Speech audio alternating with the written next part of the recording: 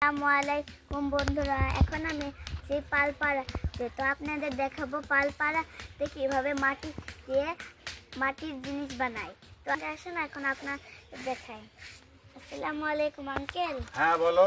আপনি কি বানাচ্ছেন এগুলো? আমি মাটি দিয়ে হাঁড়ি পাতিল বানাবো। তো মাটি আগে কিনে নেবেন? হ্যাঁ, মাটি কাটবো, সানবো, তারপরে বানাবো। বানানোর পরে শুকাতে দিবেন? হ্যাঁ, শুকাতে দেবো।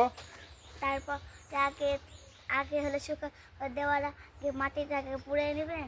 না, মাটি আগে শুকাবো, গড়ে নিয়ে শুকাবো রোদে, তারপরে যা ভাটাতে দিয়ে পুড়াবো, তারপরে বিক্রয় হবে। তখন তোমাকে বলতে হবে। এখন ঠিক আছে আঙ্কেল। আচ্ছা, আসসালাম দাদু, আদাব। হ্যাঁ আদাব। এটা কি বানাচ্ছে? এটা নান্দা তৈরি হচ্ছে, মাটির নান্দা। হ্যাঁ।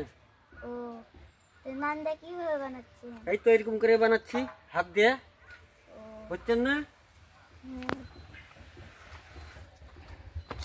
এটা তৈরি হয়ে গেল। তারপর পানি দিয়ে এরকম করে যাচ্ছেন? হ্যাঁ। দেখলেন কিভাবে নান্দা বানায়। প্রিয় কৃষক, এখন আপনারা ভালো থাকেন, সুস্থ থাকেন, সুন্দর থাকেন। আমার ভিডিও যদি ভালো থাকে তাহলে লাইক সাবস্ক্রাইব করে দিবেন। আসসালামু আলাইকুম। আচ্ছা।